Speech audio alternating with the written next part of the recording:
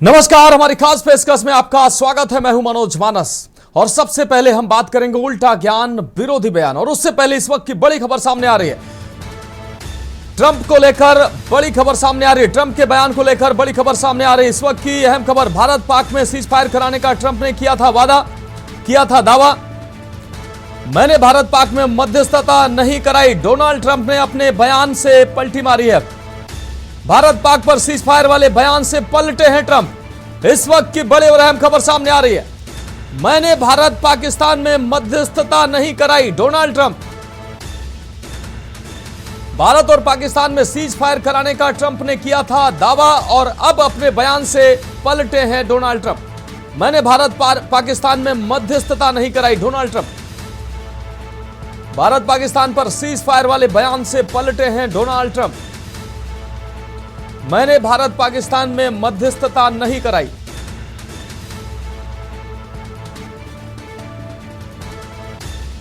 तो भारत पाकिस्तान में cease fire कराने का दावा किया था डोनाल्ड ट्रंप ने और अब अपने बयान से पलटे हैं। उन्होंने कहा कि मैंने भारत पाकिस्तान में कोई मध्यस्थता नहीं कराई है।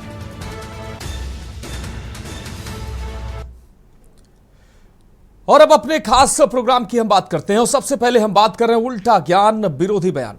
तो डोनाल्ड ट्रंप की हम बात कर रहे हैं। अमेरिकी राष्ट्रपति डोनाल्ड ट्रंप ने दावा किया कि उन्होंने एप्पल के सीईओ टिम कुक से बात की है और उनसे भारत में एप्पल के उत्पादन का विस्तार ना करने के लिए कहा है। ब्लूमबर्ग की रिपोर्ट में इसका दावा भी किया गया है। रिपोर्ट के मुताबिक ट्रंप ने दोहा में एक कार्यक्रम में टिम कुक से कहा कि हमें आपके भारत में निर्माण करने में कोई दिलचस्पी नहीं है, वे अपना ख्याल खुद रख सकते हैं, वे बहुत अच्छा कर रहे हैं। रिपोर्ट के मुताबिक ट्रंप ने कहा कि इस बातचीत के बाद एप्पल अमेरिका में अपना उत्पादन बढ़ाएगा। हालांकि उन्होंने चर्चा के परिणाम या भारत में एप्पल की योजनाओं में किसी भी बदलाव के बारे में और विवरण साझा नहीं किया है। ट्रंप की टिप्पणी भारत की ओर से अमेरिका पर जवाबी टैरिफ लगाने की चेतावनी के कुछ ही दिनों बाद आई है। भारत का यह प्रस्ताव अमेरिका की ओर से भारतीय स्टील और एल्यूमीनियम निर्यात पर शुल्क बढ़ाने के जवाब में दिया गया था। और इस बीच एक डोनाल्ड ट्रंप से जुड़ी यह बड़ी खबर हम आपको दिखा रहे हैं। डोनाल्ड ट्रंप ने भारत पाकिस्तान में सीज फायर कराने का जो दावा किया था उससे अब वो पलट गए। उन्होंने कहा, मैंने भारत पाकिस्तान में मध्यस्थता नहीं कराई है। डोनाल्ड ट्रंप ने अपने बयान में कहा कि भारत पाकिस्तान सीज फायर करने को खुद राजी हुए हैं। मैंने भारत और पाकिस्तान के बीच कोई मध्यस्थता सीज फायर को लेकर नहीं कराई है। इससे पहले यह दावा डोनाल्ड ट्रंप ने सबसे पहले किया था। डोनाल्ड ट्रंप ने कहा था कि हमने भारत और पाकिस्तान दोनों से बात की और हमने दबाव बनाया कि आप लोगों को सीज फायर करना चाहिए और अगर आप सीज फायर नहीं करेंगे तो आपके साथ ट्रेड नहीं किया जाएगा। तो अब अपनी ही बातों से पलटते नजर आ रहे हैं अमेरिकी राष्ट्रपति डोनाल्ड ट्रंप। और इस खबर पर अहम अपडेट के लिए हमारे प्रधान संपादक दुर्गेंद्र सर हमारे साथ जुड़ गए हैं। दुर्गेंद्र सर, डोनाल्ड ट्रंप अपने बयान से पलट गए हैं। सीज फायर के दौरान सबसे पहले सर डोनाल्ड ट्रंप का ट्वीट सामने आया, एक्स पर उन्होंने पोस्ट की और उन्होंने दावा किया कि भारत और पाकिस्तान मेरे कहने पर सीज फायर के लिए राजी हुए हैं, क्योंकि हमने कहा था कि अगर आप सीज फायर नहीं करेंगे तो हम ट्रेड नहीं करेंगे। और अब डोनाल्ड ट्रंप अपने ही बयान से पलट गए हैं। क्या कहेंगे सर आप? देखिए, इस जो अल्टा पलटी है इसके बहुत कूटनीतिक और राजनीतिक मायने भी हैं मनोज। और अगर देखा जाए तो इस पूरे घटनाक्रम के बाद ट्रंप ने एक तरीके से तो जो रूस और यूक्रेन जैसे वो सत्ता में जैसे आए थे, उन्होंने कहा था कि हम ये रूस और यूक्रेन का वार खत्म कर देंगे, इजराइल हमास का वार खत्म कर देंगे, और दोनों जगह वो सफल नहीं हो पाए।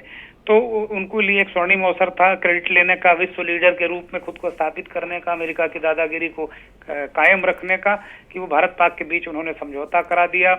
उन्होंने जो उनके शब्द थे एक्स पर पोस्ट करते वक्त, वो भी बड़े धमकी भरे और बड़े अथॉरिटेरियन के रूप में उन्होंने जो बातें कही थी। पहले दिन जो एक्स पर पोस्ट किया था, जब सबसे पहले सीज फायर का दुनिया को पता चला तो ट्रंप के जरिए पता चला, उसके बाद भारत के विदेश मंत्री ने एक्स पर पोस्ट किया। तो जो इसको क्रेडिट लेने को लेकर यहाँ तक कि ट्रंप के बेटे ने भी इस बात को एक्स पर पोस्ट करके कहा कि मेरे पिता को इसका क्रेडिट मिलना चाहिए कि भारत पाक के बीच उन्होंने एक परमाणु युद्ध को रुकवा दिया या एक बहुत बड़ा युद्ध टलवा दिया। तो इस तरीके क्रेडिट लेने की इस स्तर तक होड़ लगी थी कि ट्रंप के अलावा उनके बेटे, उनके परिवार के लोग भी इसमें शामिल हो गए। लेकिन अब धीरे धीरे जिस तरीके से भारत के अंदर लगातार विपक्षी दल ये सवाल उठा रहे थे कि भाई ट्रंप कौन होते हैं, ट्रंप की चौधराहट हम क्यों स्वीकार कर रहे हैं, और ये बयान प्रधानमंत्री मोदी की तरफ से आना चाहिए कि नहीं, हमको ट्रंप की चौधराहट स्वीकार नहीं करनी चाहिए और हम नहीं कर रहे हैं। तो आप पिछले 2-3 दिनों से ये देख रहे हैं कि विदेश मंत्रालय और जो फॉरेन सेक्रेटरी लेवल पर है या जो विदेश मंत्रालय के प्रवक्ता हैं रणधीर जायसवाल, ये सारी चीजें और साथ साथ में देश का जो मीडिया का एक बहुत बड़ा वर्ग है वो इस चीज को रफू करने पर लगा हुआ था कि ना ये बिल्कुल ट्रंप साहब की कोई मध्यस्थता नहीं है। और यहाँ तक भारत के मीडिया में तो यहाँ तक खबरें चला गई कि सूत्रों के हवाले से ये बता दिया गया, जबकि अगर कोई बयान या कोई चीज होती तो वो साफ तौर पर होती, उसमें सूत्र की जरूरत नहीं होती। आप भी पत्रकार हैं, हम भी पत्रकार हैं, जानते हैं इन चीजों को। लेकिन ये सब साबित करने की कोशिश की गई कि, और ये भी स्पष्ट किया गया, रणधीर जायसवाल ने भी कहा कि हम कहीं ट्रेड की बात नहीं आई है, ट्रेड का जिक्र नहीं हुआ है इस जो सीज फायर हुआ है। और इसी तरीके से आज सुबह एस जयशंकर जो हमारे विदेश मंत्री हैं, उन्होंने इस बात को कहा कि ना तीसरे पक्ष का कोई भी इंटरवेंशन हमें बर्दाश्त ही नहीं है, हम सिर्फ कश्मीर जो पीओके है उस पर बात करेंगे, आतंकवाद पर बात करेंगे, और हमें तीसरी पार्टी का कोई इंटरवेंशन पर्याप्त नहीं है। तो मुझे लगता है कि एक तरीके से भारत सरकार को अपने देश में बड़ी जवाबदेही उसकी बन रही थी, विपक्ष उससे जवाब मांग रहा था। अभी निकट भविष्य में जब भी संसद बुलाई जाती और सारी चीजें होती तो विपक्ष को इस सवाल को लेकर सत्ता पक्ष के ऊपर चढ़ाई करनी थी, और एक ऐसा माहौल भी देश में बन रहा था। धीरे धीरे आम जन में ये बात जा रही थी कि भाई ट्रंप क्यों नेतागिरी कर रहे हैं, हम उनका नेतृत्व हम स्वीकार क्यों कर रहे हैं, भारत बहुत बड़ा देश है और शिमला समझौता है कि इसमें तीसरा पक्ष कोई भी इंटरवेंशन नहीं करेगा।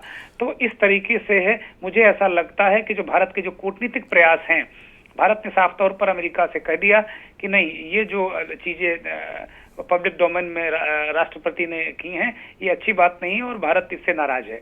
तो मुझे लगता है कि उसी का एक परिणाम है कि आप देख रहे हैं कि अभी ट्रंप ने ये बातें कह दी। लेकिन ये मीनवाइल इसी बीच ट्रंप ने जिस तरीके से एप्पल के सीईओ को धमकाया है, धमकी भरा ही बयान है, तो उसको धमकाया, इससे ये कह सकते हैं कि अब दोस्त नहीं रहा। मुझे ऐसा लगता है कि जो बॉन्डिंग नरेंद्र मोदी और ट्रंप के बीच थी, क्या उसमें कहीं कोई खटास है, ये भी एक बहुत बड़ी देखने वाली बात होगी। मनोज। हाँ बिल्कुल सर, ये सवाल मैं आपसे करना चाह रहा था लेकिन आपने खुद ही सर जवाब दे दिया। बहुत बहुत शुक्रिया सर इस तमाम जानकारी के लिए। तो डोनाल्ड ट्रंप की जीत के बाद जिस तरीके से भारत में खुशियां मनाई जा रही थी, और अब डोनाल्ड ट्रंप का जो व्यवहार है, खासकर जो एप्पल के जो सीईओ टिम कुक से उन्होंने साफ तौर पर कहा कि भारत में जो एप्पल का प्लांट लगाने की जरूरत नहीं है, भारत खुद बेहतर कर रहा है और कर लेगा। तो ऐसे बयान निश्चित रूप से भारत के लिए एक झटके के तौर पर देखे जा रहे हैं। और अब डोनाल्ड ट्रंप अपने पिछले बयान से पलट गए हैं और अब हम बात करेंगे अहम प्रस्तावों को हरी झंडी। बात कर रहे हैं लखनऊ में कैबिनेट बैठक में योगी सरकार ने 10 अहम प्रस्तावों को हरी झंडी दी है। बैठक में ऑपरेशन सिंदूर की सफलता पर अभिनंदन प्रस्ताव पारित किया गया। साथ ही राज्य में नए निवेश को प्रोत्साहन देने से लेकर दुग्ध उत्पादन और औद्योगिक विकास से जुड़े कई महत्वपूर्ण फैसले लिए गए हैं। कैबिनेट ने चौधरी चरण सिंह के नाम पर लखनऊ में 130.6 एकड़ भूमि पर 251.7 करोड़ रुपए की लागत से एक संस्थान की स्थापना को मंजूरी दी है। वहीं नगर विकास विभाग के 2 प्रस्ताव पास हुए हैं।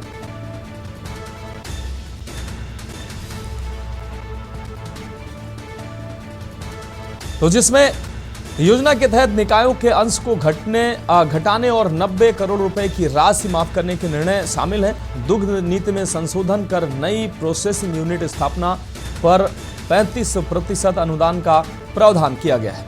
औद्योगिक विकास विभाग के तहत कई निवेश परियोजनाओं को LOC मंजूर किया गया है। आपको बता दें जिनमें JK cement, Prayagraj, Moon beverage, Hapur और अन्य शामिल है। इसके अलावा ग्रामीण क्षेत्रों की ग्राम सभा बैठकों के व्यय के लिए नई नीति को भी स्वीकृति मिली है। नागरिक उड्डयन विभाग के प्रस्ताव में भी संविदा कर्मियों का वेतन सातवें वेतन आयोग के अनुसार निर्धारित करने की मंजूरी दी गई है। तो ये अहम प्रस्ताव पास किए गए हैं। 10 अहम प्रस्तावों पर बात हुई है। रोजगार और शिक्षा को बढ़ावा देने पर कैबिनेट पर मुहर लगी है। 10 प्रस्ताव जो कैबिनेट की अहम बैठक में पास किए गए हैं, ये हम आपको दिखा रहे हैं।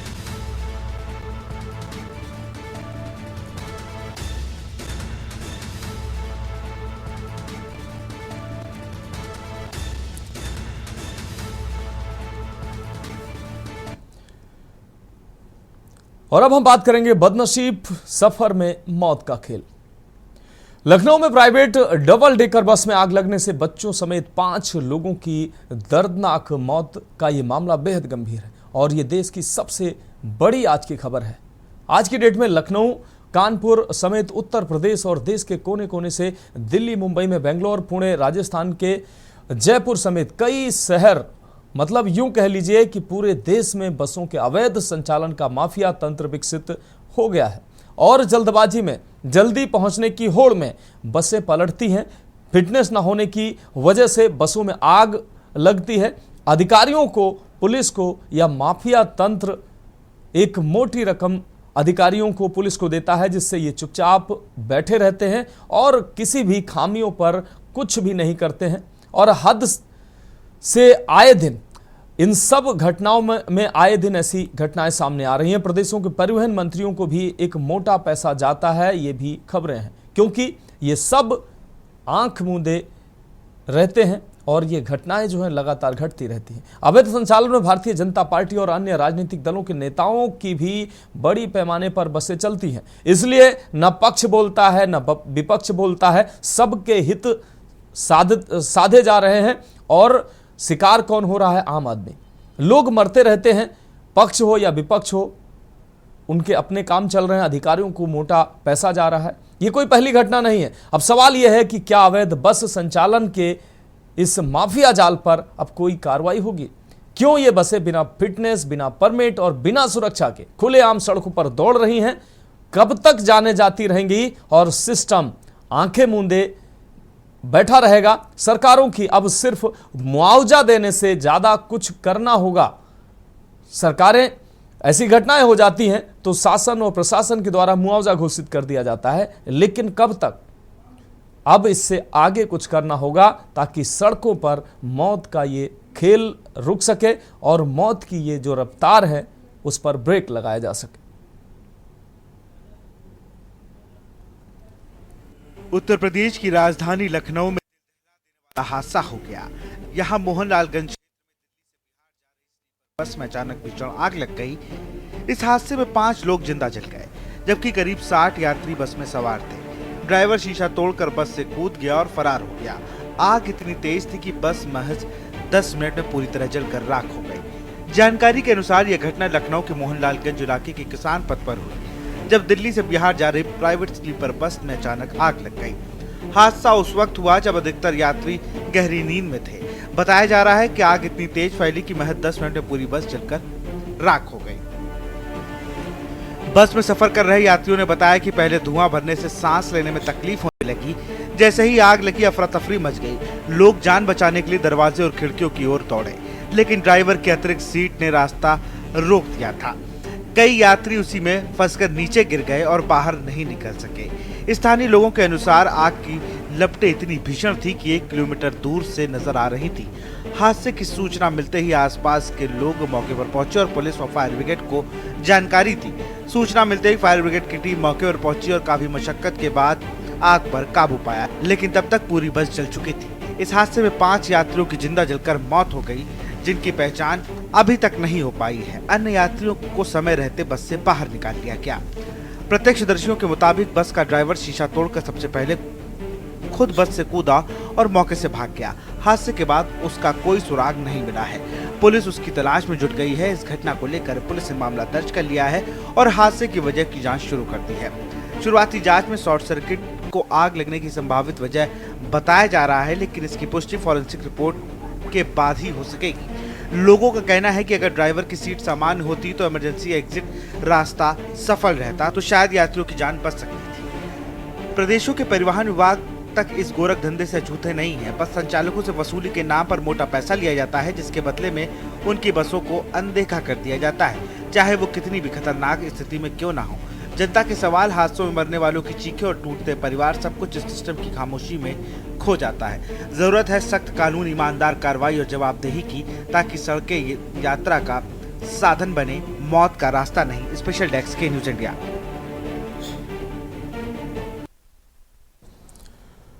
और अब हम बात कर रहे हैं राज्यपाल का दौरा, सेनाओं को शाबाशी।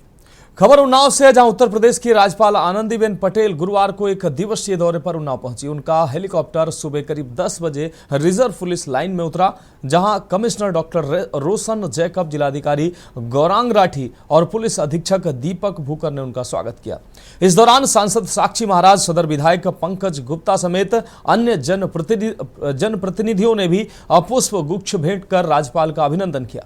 इस दौरान राज्यपाल आनंदीबेन पटेल ने कहा कि आज का दिन गौरव का दिन है। एक सप्ताह पहले हमारी सेनाओं और सुरक्षा बलों ने पाकिस्तान और आतंकवाद को करारा जवाब दिया है।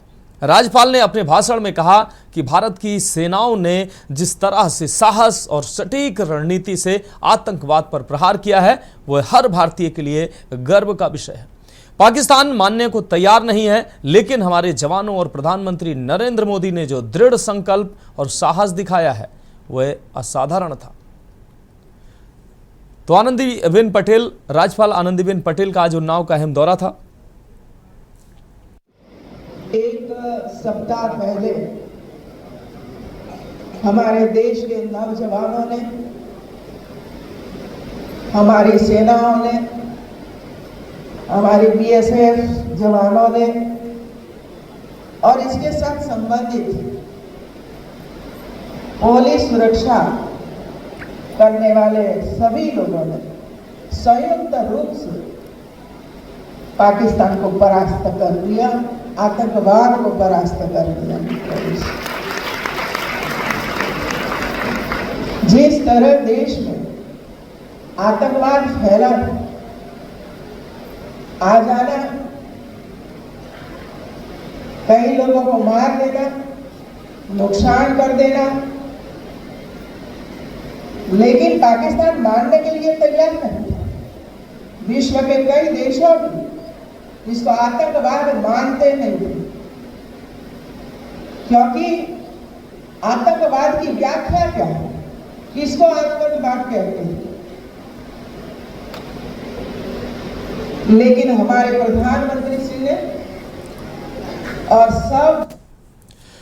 तो फिलहाल यह वक्त एक ब्रेक का, और ब्रेक के बाद हम बात करेंगे कानपुर के कलेक्टरगंज अग्निकांड की। आप देख रहे हैं के न्यूज, खबरों का सारथी।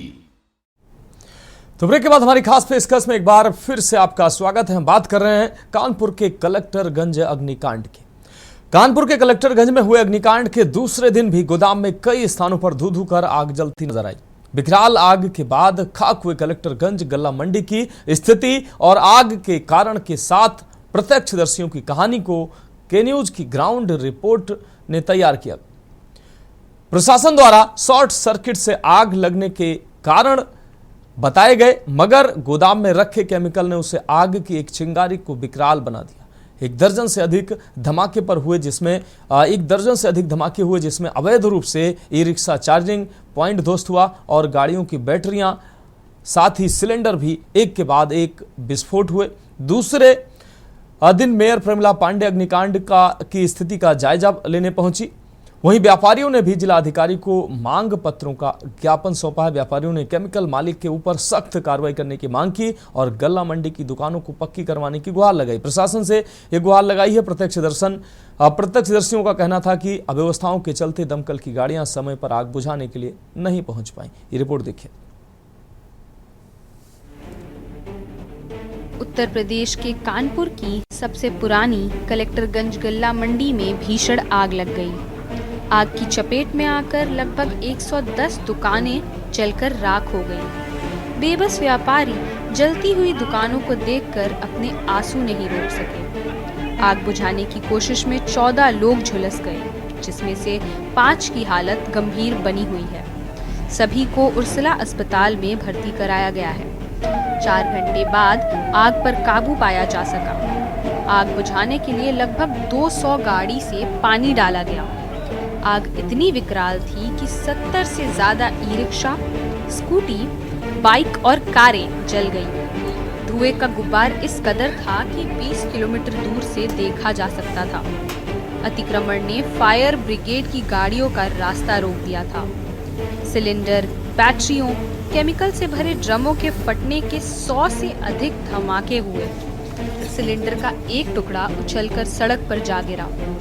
जहां आग लगी थी, वहां से कुछ दूरी पर सीपीसी गोदाम और ऑयल डिपो था।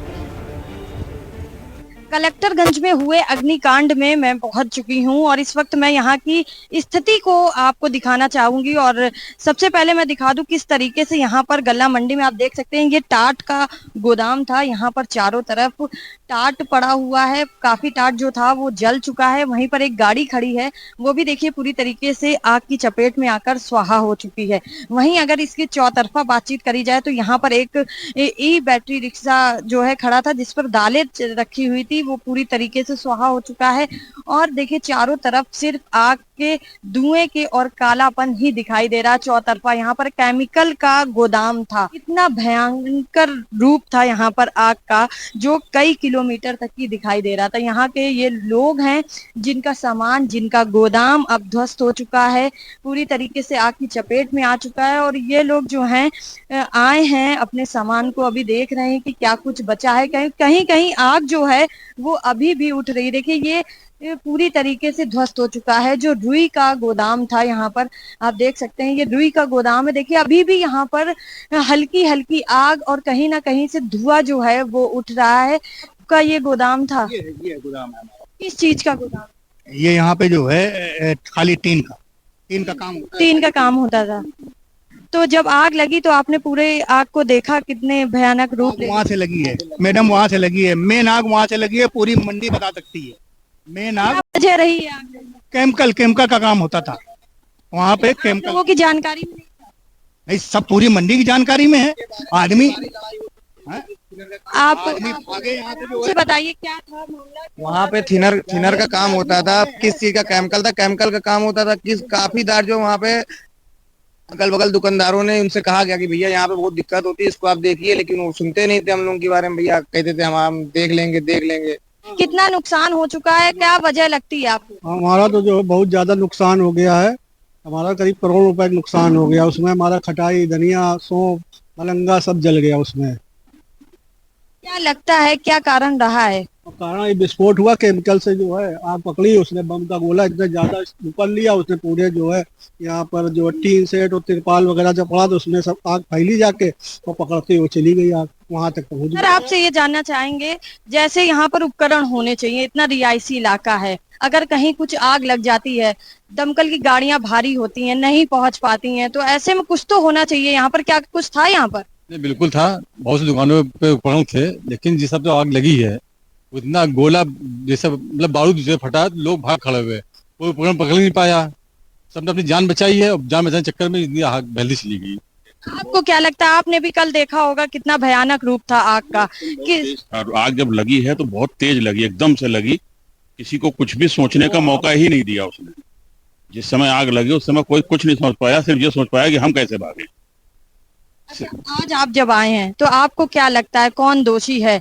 क्या जनता दोषी नहीं है क्योंकि वो जागरूक नहीं है? जब पता है कि गर्मी चल रही है, इतनी भीषण आग लगती है और इतना रिहायशी इलाका है, तो उपकरण होने चाहिए, या फिर फायर ब्रिगेड की गाड़ी को आने के लिए गलियां चौड़ी होनी चाहिए? उपकरण तो थे, लेकिन उपकरण का मौका कहाँ मिला? उपकरण उठाएगा आदमी कि अपनी जान बचाएगा? इससे क्या लड़ाई सबसे मोल ले लीजिए, कौन मानेगा? तो क्या लगता है आपकी नजर में कौन दोषी है? अभी ये सब केमिकली के कारण हुआ है और किसी के पास ऐसा आइटम ही नहीं था जो कि आग लग जाती। दोस्त तो कोई है ही नहीं सबका। लेकिन कहा जा रहा है कि प्रशासन जैसे जल्दी आ जाता या प्रशासन आकर पहले से ही इस पर रेस्क्यू करने लगता तो फिर हो सकता है। रोड में पहले आग लगी हुई थी तो वहाँ बुझा रहे थे 2 बजे तक, तब उसके बाद लेट आए हम लोग। अभी भी यहाँ पर जांच के लिए टीमें आ रही हैं, किस तरीके की जांच चल रही है और आप लोग क्या चाहते हैं? हम लोग चाहते हैं कि भाई हम लोग को कुछ मुआवजा दिया जाए, और कारोबार वाली बात है तो कारोबार हम लोग का सब इसी टाइप का है कि आग तो पकड़ेगा पकड़ेगा भाई। हम लोगों का पक्का निर्माण तो है नहीं, सब कच्चा बना हुआ है हम लोगों का। ट्रैक्टर और इससे सहारे अगर हम लोग अपना माल रखेंगे तो हमेशा रिस्क तो बना ही रहेगा। कहीं न कहीं आग लगने के बाद, इस अग्निकांड के बाद जो है, जो व्यापारी हैं, जो उद्यमी हैं और जो यहाँ पर कलेक्टरगंज में व्यापार कर रहे हैं, उनका ये कहना है कि इसके बाद सरकार द्वारा उनको यहाँ पर पक्की दुकानें बनाने की अनुमति दी जाए, और उसके साथ साथ कहीं ना कहीं उनका जो नुकसान हुआ है उसमें भी सरकार को सहयोग करना चाहिए। ट्रांसपोर्ट का परचून का काम है। लगभग कितने बजे कल आग लगी थी यहाँ पर? लगभग 2 बजे लगी है, लगभग 2 बजे। तो यहाँ पर कितने लोगों जो गोदाम जो जल के खाक हुआ, क्या कारण था, किस कारण आग लगी? ये पता लगा कि केमिकल वहाँ गोदाम थी उसमें लगा है, केमिकल से, उसी से एकदम आग फैल गई। लगभग यहाँ कितने दुकान यहाँ पर लोगों की? लगभग 100 होंगे कम से कम। अब हटा के आज पता लगा कि ये 2-3 आदमी मर गए, सही क्लियर नहीं मालूम। 2:45 बजे के आसपास लगी थी। मेरा ट्रांसपोर्ट था, बालाजी ट्रांसपोर्ट, उसी के बगल में एक केमिकल की गोदाम है, उसी से ड्रम फटे और उसी से आग लग गई। लगभग यहाँ कितने गोदाम है टोटल लोगों का? कम से कम नहीं 100 गोदाम के आसपास है। तो नहीं हुई है, वही 3-4 लोगों की हुई। कलेक्टरगंज थाने के पास चौराहे के दाहिने तरफ सड़क पर गल्ला मंडी में 1000 छोटी बड़ी टट्टर और टीन शेड की बनी दुकानें हैं। इनमें रुई, बारदाना, अनाज, किराना और ट्रांसपोर्ट कंपनी के माल गोदाम हैं। आग ने पूरे मैदान को अपनी चपेट में ले लिया। जलती दुकानों से कई मीटर ऊंची आग की लपटें उठने लगी। एहतियातन 1500 से अधिक दुकानों और मकानों को खाली कराया गया। आग में व्यापारियों का लगभग 60 करोड़ का नुकसान हुआ है। रुई कारोबारी अरविंद चतुर्वेदी ने बताया कि उनका लगभग 2 करोड़ का नुकसान हुआ है। उमाशंकर मिश्रा एंड कंपनी के मालिक व भारतीय उद्योग व्यापार मंडल के प्रदेश अध्यक्ष ज्ञानेश मिश्रा का कहना है कि 60 करोड़ रुपए का नुकसान हुआ है। कल यहाँ पर 3 बजे एक हमारी दुकान के सामने बैक साइड पर एक गोदाम था, उसमें केमिकल का काम करता था, वहीं से आग की शुरुआत भई और 3:05 पे हमने स्थानीय पुलिस को सूचना दी और उसके बाद जो है फिर फायर ब्रिगेड आई। लमसम ये मान के चलो कि 60 दुकानें लमसम ध्वस्त हो चुकी हैं, पूर्ण रूप से ध्वस्त हो चुकी हैं। लमसम ये अनुमान है कि 3 करोड़ रुपए की रुई और कम से कम 7 करोड़ रुपए का ये व्यापारियों का जो है फुटकर माल जला है इसमें, और कम से कम 10 और 10, 20, 25, 30 वाहन जले, छोटे बड़े मिला के सब। इतना नुकसान हुआ है। दुकानें तो पूरे कलेक्टर की चौहद्दी में 700-750 दुकानें हैं, 732 दुकानें हैं। कैजुअलिटी एक आदमी सुबह जो है जब हम आए हैं यहाँ तो वही केमिकल वाले गोदाम से एक आदमी निकला है और वो बाकी तो पुलिस बताएगी क्या नाम क्या पता है। और 4-5 लोग कल घायल हुए थे, वो अस्पताल में भर्ती हैं। हम लोग अभी नंदी जी से मिल के आए हैं लैंडमार्क होटल में, उनको अपनी 25-30 लोगों की सूची तैयार कर पाए थे, वो दिया है। बाकी उन्होंने कहा है ठीक है को हम मदद करेंगे। 3 बजे के आसपास लगी है, यही डम फैक्ट्री के बगल से बालाजी ट्रांसपोर्ट है, इसी बगल से आग लगना चालू हुई। उसके बाद डम जैसे फट रहे थे जैसे बम के तरीके। तो यहाँ पर लगभग 100 गोदाम यहाँ पर हैं, तो किस गोदाम यहाँ ज्यादातर बारदाना वाले हैं, तेल वाले हैं, ट्रांसपोर्टर हैं, रुई वाले हैं, सभी तरीके के दुकानदार हैं, जो छोटे या बड़े, हर तरीके का निम्न तबके के आदमी हैं, ज्यादातर परेशान है। आज कितने लोग कैजुअलिटी हो चुकी है? कैजुअलिटी तो हम लोगों को लग रहा है कम से कम 2-3 लोग हैं और उसके बाद 7-8 लोग घायल हैं। जो इंजर्ड हुए हैं उनको ले गए थे, 2-3 औरतें गई, काफी लोग हुए, कम से कम 8-10 लोग तो हैं। कलेक्टरगंज गल्ला मंडी में हुए अग्निकांड के बाद अब यहाँ पर उसकी विभीषिका साफ तौर पर देखी जा सकती है। अग्निकांड के बाद कलेक्टरगंज मंडी में हर तरफ सिर्फ राख ही राख दिखाई पड़ रही है।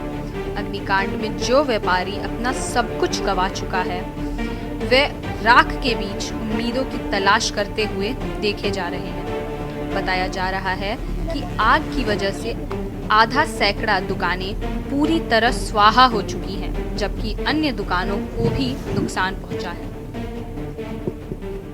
कलेक्टरगंज का अग्निकांड में किस वजह से आग लगी ये अभी तक साफ नहीं हो पाया है। किसी ने कहा शॉर्ट सर्किट से, तो किसी ने कहा केमिकल के जो ड्रम रखे थे उनके कारण। जो केमिकल के ड्रम रखे थे वहां पर मैं पहुंच चुकी हूँ और मैं दिखा दूं, देखिए यहाँ पर कितने बड़े बड़े ड्रम रखे हैं। कहा जा रहा था इन्हीं ड्रमों में केमिकल था। थिनर एक केमिकल होता है जिसका यहाँ पर व्यापार चल रहा था और आप देख सकते हैं इसी व्यापार के चलते ये जो पूरा कलेक्टरगंज है वो आग की चपेट में आ गया, पूरी तरह से ध्वस्त हो चुका है। लोगों से यहाँ से बातचीत कर लेते हैं और कहीं ना कहीं इस आग का जो जिम्मेदार इस गोदाम में केमिकल गोदाम संचालक है और यहाँ पर बातचीत कर लेते हैं। ये किसका गोदाम है और आग का कारण इसको बताया जा रहा है? गोदाम का तो मालिक का मालूम नहीं है, लेकिन यह है कि सारा इसी गोदाम से, इसी केमिकल की ही वजह से ये पूरे कलेक्टरगंज को खाक करने वाला केवल यही केमिकल है। जब ये संचालित हो रहा था तब आप लोगों ने हम लोग एक बार बीच में साल 6 महीना पहले हम लोग थोड़ा बहुत उसके रोक लगाया था, लेकिन उसकी कोई मान्य नहीं हुई और ना उसको अंदर अंदर अपना काम चलता ही रहा, कोई मान्य मनौता वाला काम नहीं। बाद में हम लोग 2-4 बार कहा भी ये बहुत खतरनाक चीज है, इससे नुकसान हो सकता है, लेकिन इसकी कोई सुनवाई न प्रशासन की है और ना कभी किसी ने ध्यान दिया इसका। लोग इतने सारे हैं जिनका सामान जो है देखिए यहाँ पर आग की चपेट में आकर ध्वस्त हो चुका है। ये लोग आज दूसरे दिन भी यहाँ पर आए हैं, कहीं ना कहीं अपने सामान को चेक कर रहे हैं कि कहीं कुछ बचा हो, लेकिन इस आग ने पूरी तरीके से हर किसी के सामान को ध्वस्त कर दिया है, चौपट कर दिया है। और यहाँ तक कि कानपुर का जो व्यापार है जिसको रीढ़ की हड्डी कहा जाता था, और कहीं ना कहीं इस रीढ़ की हड्डी पर भी इस आग ने चोट लगा दी है।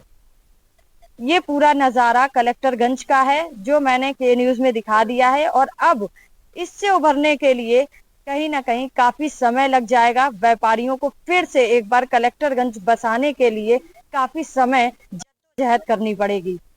कानपुर से के न्यूज के लिए सारिका गुप्ता की रिपोर्ट।